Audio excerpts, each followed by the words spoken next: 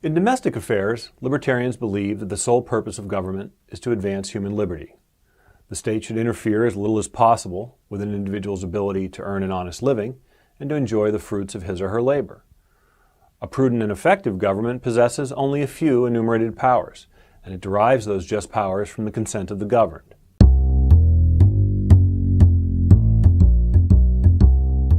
In foreign policy, libertarians believe that people should be free to buy and sell goods and services, study and travel, and otherwise interact with peoples from other lands and places unencumbered by the intrusions of government. We're skeptical of direct foreign assistance from one government to another, but confident that the myriad voluntary interactions between individuals that define modern society are conducive to economic prosperity. Most important, it is a basic human right. As such, a libertarian foreign policy is confident and cosmopolitan. Whereas others fear what might happen if government were smaller and less intrusive, libertarians are optimistic that, on balance, those governments that govern best govern least. A wise foreign policy, explained Thomas Jefferson in his first inaugural address, was a modest one: peace, commerce, and honest friendship with all nations, entangling alliances with none. This is what libertarians believe. But questions of war and peace, though only one aspect of foreign policy, two sides of the same coin really, are arguably the most important. And the question of when and whether to wage war abroad distinguishes libertarianism from other philosophies. Though few libertarians are doctrinaire pacifists, libertarians have traditionally favored peace over war, and have done so more consistently than progressives and conservatives. Individualism flourishes during peacetime, explains Ronald Hamowy in the Encyclopedia of Libertarianism, but clashes with the collectivism, regimentation, and herd mentality that war fosters. So, for example, libertarians worry that wars impede the free movement of goods, capital, and labor that is essential to economic prosperity.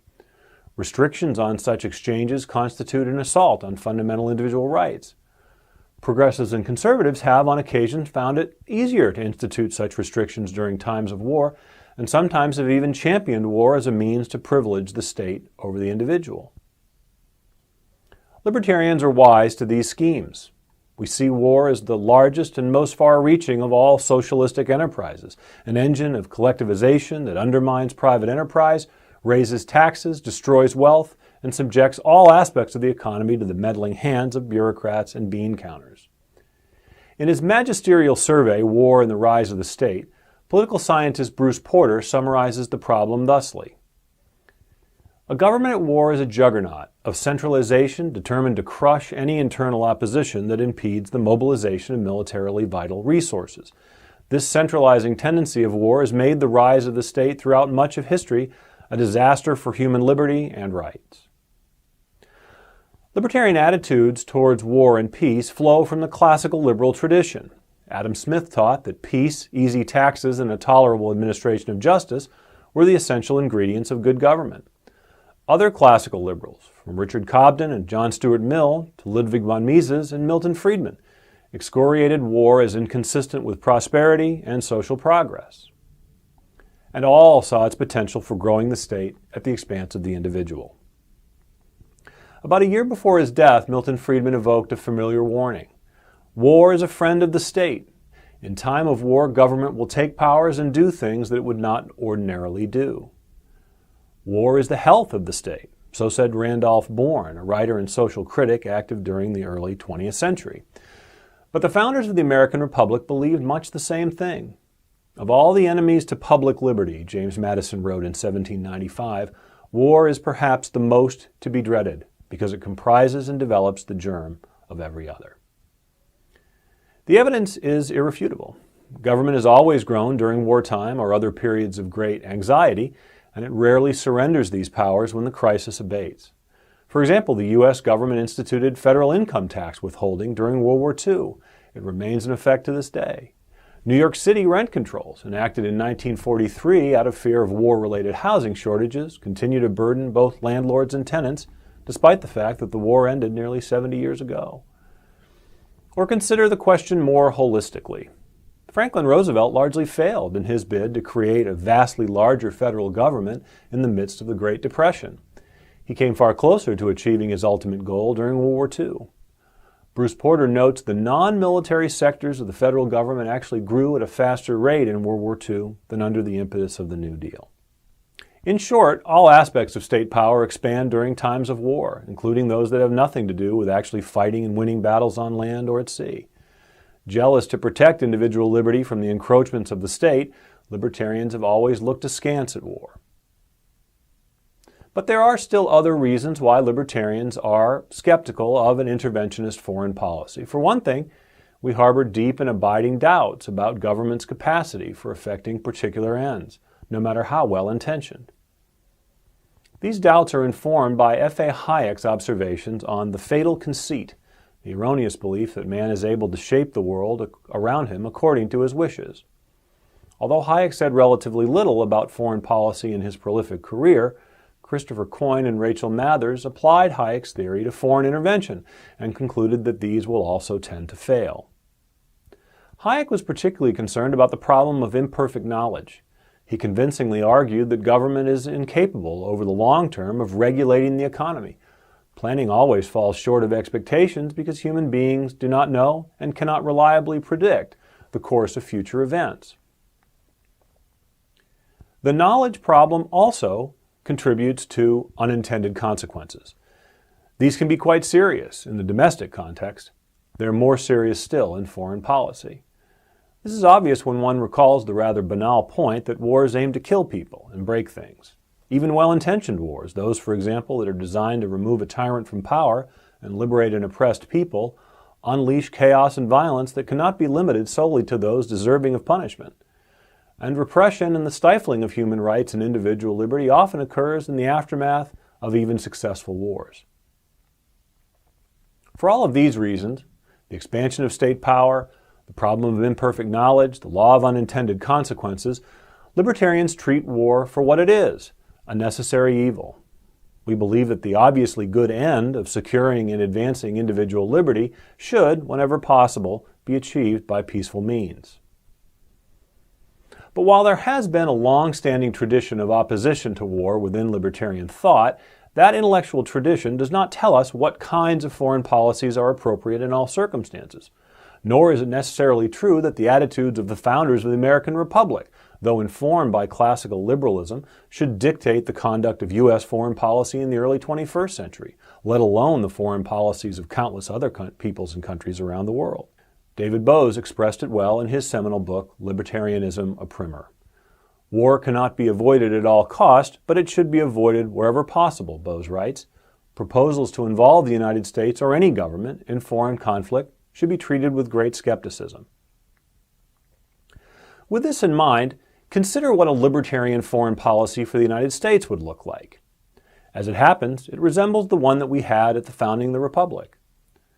George Washington explained this ideal foreign policy in a letter to a friend in France. Separated as we are by a world of water from other nations, if we are wise, we shall surely avoid being drawn into the labyrinth of their politics and involved in their destructive wars. He expanded on this theme in his farewell address. The great rule of conduct for us, in regard to foreign nations, is in extending our commercial relations to have with them as little political connection as possible. Washington and others in the founding generation harbored a deeply ambivalent view of military power. They believed that standing armies and endangerment of liberty went hand in hand. Washington advised his countrymen to avoid the necessity of those overgrown military establishments which, under any form of government, are inauspicious to liberty and which are to be regarded as particularly hostile to Republican liberty. But this philosophy came up against a bitter truth. On the one hand, the founders realized that their ability to prevail militarily against the British during the Revolution had been instrumental to securing their independence. On the other hand, the presence of British troops in their midst was among the list of particulars that Thomas Jefferson cited in the Declaration of Independence for wanting to be free of the mother country in the first place. The Constitution resolved this tension between the necessity for a military for self-defense and the fear that a large military would undermine the delicate balance between the citizens and the state by strictly limiting the likelihood that the new nation would choose to become engaged in foreign wars. It did this primarily by limiting the government's ability to wage war and by constraining the one branch most prone to initiate war, the executive. Madison explained the rationale in a letter to Jefferson. The Constitution supposes, what the history of all governments demonstrates, that the executive is the branch of power most interested in war and most prone to it. It has, accordingly, with studied care, vested the question of war in the legislature. Madison later saw this provision as perhaps the most important one of the entire document. In no part of the Constitution is more wisdom to be found than in the clause which confides the question of war and peace to the legislature and not the executive department. Such sentiments strike many today as unnecessarily unwieldy and perhaps even dangerous. They doubt the wisdom of having foreign policy conducted by 535 de facto secretaries of state. The world is simply too dangerous, they say. The President of the United States must have the power to initiate wars unencumbered by the doubts of the public who will actually fight them and pay for them. There were no doubt some in the late 18th century who believed much the same thing. Though the Congress was much smaller then, the politics were just as nasty. Gridlock was the rule. Meanwhile, the dangers facing the disunited states were far greater than what we confront today. Spain was lodged in Florida. Great Britain retained garrisons of troops in Canada to the north. The British Navy plied the seas, so too did France. And every tiny village along the frontier lived in fear of attack from the many Native American tribes who were anxious to halt the encroachments of the Anglos. But by fortunate circumstances, as much as by design, for much of the first 150 or so years of the nation's history, Americans were rather successful at staying out of unnecessary wars, and therefore had little need for a large military, as the framers of the Constitution had hoped. And when Congress saw fit to declare war, as it did on a few occasions in the period between the War of 1812 and World War II, it made provisions for raising the necessary numbers of men and materials in order to win the war, and then sent the men home when the wars were concluded. Nearly every generation in U.S. history had some experience with war. In each case, ambition and optimism about the likelihood of quick success was eventually replaced with humility and pessimism, an appreciation of the costs and of the possibility of failure. Once these lessons sunk in, Americans generally returned to the philosophy espoused by the founders, that free nations possess small, professional militaries and strive to avoid foreign wars, even as they were happy to profit from foreign trade and to otherwise serve as an example to the world. This model persisted even as the United States became involved in far larger wars in far distant lands in the first half of the 20th century. Attitudes toward a standing military began to change in the years after World War II, however, and a new model took root that has endured to this day. When the Cold War ended, political pressure and bureaucratic inertia kept military spending much higher than necessity dictated. Whereas Americans had once armed for war and then returned to peaceful pursuits when the wars ended, they now armed for the sake of arming. Policymakers in Washington, meanwhile, looked around for new places to use U.S. military power. They also subtly changed the meaning of common defense as expressed in the Constitution. During the early days of the Cold War, Europe and East Asia were broken and broke. Forward positioning U.S. troops to deter an attack by our common enemy, the Soviet Union and later the People's Republic of China, and working with our allies to defeat a communist advance if deterrence failed, was generally consistent with a narrow conception of U.S. national interests and self-defense. Many libertarians supported this policy in principle, though they occasionally quarreled with its implementation in practice. Their skepticism grew as our European and Asian allies grew wealthy but remained dependent upon the U.S. government for their defense. But a truly libertarian foreign policy would have revisited the rationales put forward for collective defense in the post-Cold War period. Following the collapse of the Warsaw Pact and the fall of the Soviet Union, the United States adopted an expanded version of the common defense. The U.S. government pledged to defend not merely the vital economic and population centers of Western Europe and East Asia, but also a host of emerging countries and regions, including in Eastern Europe, Southeast Asia, and Southwest Asia, the Persian Gulf. The object was to discourage countries from taking steps to defend themselves, in part because such steps might lead to destabilizing arms races, and in part because some feared the creation of independent centers of power that might someday challenge U.S. dominance and ultimately threaten U.S. security. This was a mistake, but it is one that we can and should correct. Strategic independence, what I and others today call restraint, is good for the United States and good for the cause of limited government and individual liberty. Americans should not cast aside our skepticism of warfare in the modern era. We enjoy a measure of safety that our ancestors would envy. Indeed, our too frequent use of the military has often undermined our security. And it has been ruinously expensive. Americans today spend nearly as much on national security as the rest of the planet combined.